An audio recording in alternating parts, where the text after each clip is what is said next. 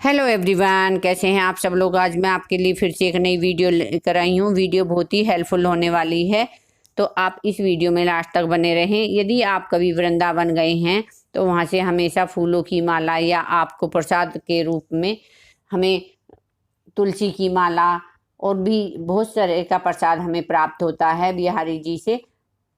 तो आज मुझे इसी तरह की ये तुलसी की माला फिर से प्राप्त हुई है बिहारी जी से। तो आज मैं सोच रही हूँ इनका यूज किस तरह से हम करें, वो ही मैं आपको बताने वाली हूँ।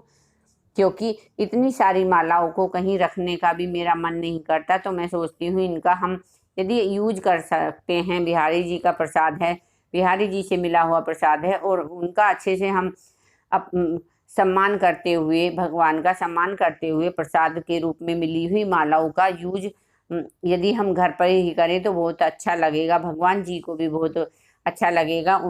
और यदि हम मालाओं को ऐसे ही इधर उधर रख देते हैं तो भगवान हमें भी पाप लगता है और भगवान भी रुष्ट हो जाते हैं। तो इसलिए यदि आपको कभी तुलसी की या फूलों की माला मिलती है तो उसका यूज आप घर पे अच्छे से कर सकते हैं। जिसके तुलसी की माला के बारे में मैं आज आपको फिर से बताने वाली हूँ, क्योंकि मैंने पहले भी एक इसी तरह का वीडियो डाला हुआ है कि भगवान जी से मिली हुई तुलसी की माला का यूज आप किस तरह कर सकते हैं।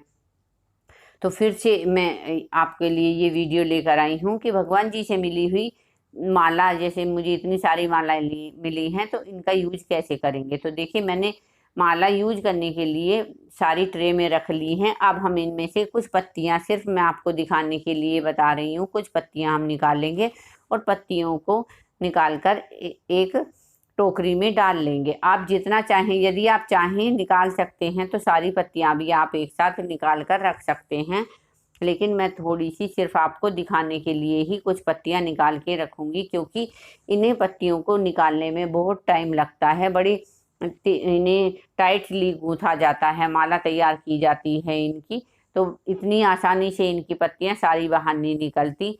कभी आपने देखा होगा कि माला कभी भी हमारी, जब हम प्रसाद में चढ़ाते हैं या प्रसाद में मिलती है, टूटती नहीं है। बड़ी मुश्किल से हमें इन्हें पत्तियों को निकालना पड़ता है। तो इसी तरह से मैंने आज इन सारी तुलसी की जो पत्तियां हैं सबको हम थोड़ा सा बास्केट में निकाल के तैयार कर लेंगे। तो देखिए, इतनी सारी मालाएं हैं, तो मैं सोच रही हूँ इसका यूज हमें किस तरह से करना है और किस तरह से, यदि मैं चाहूँ तो पत्तियाँ यदि निकालना तो हम किस तरह से निकालेंगे, वो ही मैं आपको दिखाने वाली। तो मैंने सारी पत्तियाँ देखिए निकाल कर बाहर रख ली हैं। इस तरह से आप इन पत्तियों को निकाल सकते हैं। अब हम इन पत्तियों को थोड़ा सा, क्योंकि माला जब बनती हैं तो किस किस के हाथ लगते हैं हमें पता नहीं होता, कहाँ से होके गुजरती हैं ये भी हमें नहीं पता होता, कहाँ से तोड़ी उन्होंने इन्हें साफ किया है नहीं किया है ये भी हमें नहीं पता होता। क्योंकि यदि हम घर पर यूज कर रहे हैं तो पत्तियों को अच्छे से, तुलसी की पत्तियों को धोकर हम यूज करेंगे। तो उसके लिए सारी पत्तियां मैंने निकाल ली हैं। अब हम इन्हें अच्छे से साफ पानी में धो लेते हैं सारी पत्तियों को। और यदि आप चाहें तो ऐसे ही सुखा सकते हैं, पर मैं हमेशा धोकर ही पत्तियां रखती हूँ। माला से जो निकली मिली हुई पत्तियां होती हैं, निकाली हुई पत्तियां मैं सारी धोकर ही रखती हूँ। तो यदि आप चाहें तो बिना धुले भी रख सकते हैं। तो चलिए, अब हम इन्हें धोकर साफ कर लेते हैं। मैंने ये सारी पत्तियां धोकर साफ कर ली हैं। अब हम एक एयर टाइट कंटेनर लेंगे, या आप इस तरह का कोई लंच बॉक्स ले सकते हैं, ताकि हम इन्हें आराम से इसमें स्टोर कर सकें। अब एक कॉटन का हम कपड़ा लेंगे। कपड़ा हमेशा नमी सोख लेता है, तो जो हमारी पत्तियां हैं तुलसी की, वो बिल्कुल भी 15 से 20 दिन खराब नहीं होंगी यदि आप इसे फ्रिज में स्टोर करके रखेंगे। आप डेली आप चाय बनाते हैं, यदि आप चाय पीना पसंद करते हैं तो तुलसी की पत्ती की चाय पियेंगे तो और हेल्दी भी है और टेस्ट भी हमारी चाय का डबल हो जाएगा। तो आप इस तरह से चाय की पत्ती, चाय बनाते समय चाय की पत्ती के साथ आप तुलसी की पत्ती भी डाल सकते हैं। आप तुलसी की चाय बनाकर पी सकते हैं और इतनी अच्छी चाय टेस्टी बनकर तैयार होती है, जो हमें बहुत अच्छी चाय लगती है।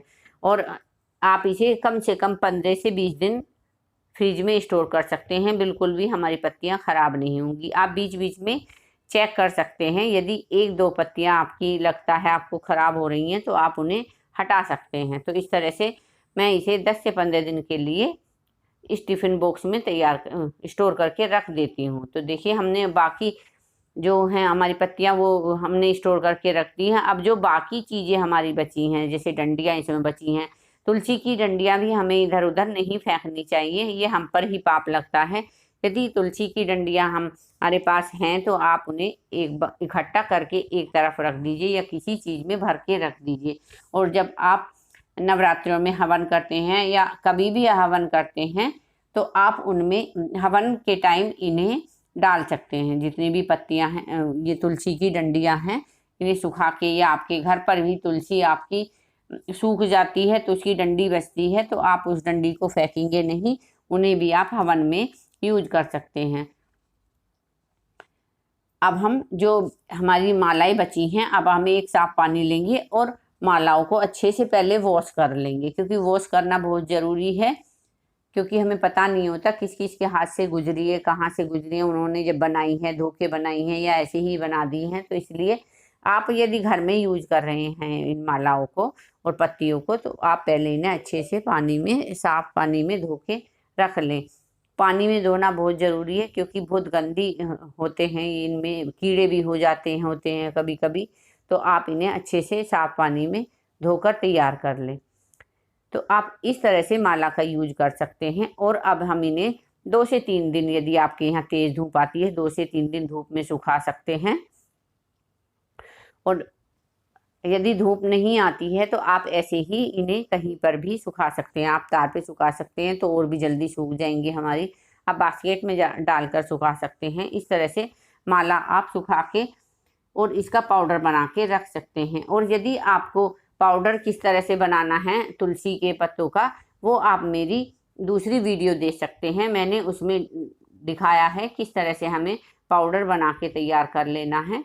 तो इस तरह से देखिए, मैंने धोकर भी साफ़ कर ली है सारी तुलसियाँ। और जो ये पानी है हम इसे तुलसी के अंदर ही डाल देंगे, क्योंकि इसमें बारीक बारीक तुलसी के पत्ते हैं।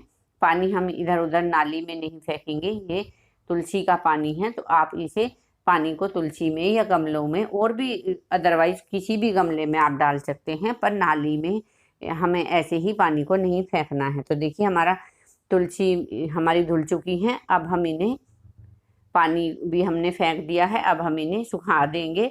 ऐसे ही आप तार पर डाल के सुखा सकते हैं या ऐसे ही कहीं भी रख के सुखा सकते हैं। देखिए, माला को मैंने इस तरह से तार पर टांग दिया है। इस तरह से माला को आप यदि कर सुखाएंगे तो बहुत जल्दी सूख कर तैयार होगी। तो मैंने इस तरह से इसे टांग दिया है। तो देखिए, 2 दिन में हमारी माला सूख कर तैयार हो जाएगी। तो आप इस तरह से इसे टांग कर भी सुखा सकते हैं। मैंने इस तरह से तार पर इसे टांग दिया है। बाकी माला को हम ऐसे ही सुखा लेंगे, जो हमारी डंडियां रह गई थी उन्हें ऐसे ही सुखा लेंगे धूप में।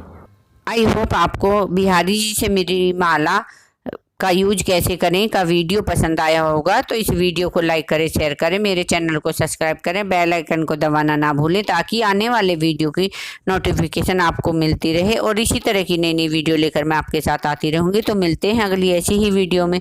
Take care, good bye.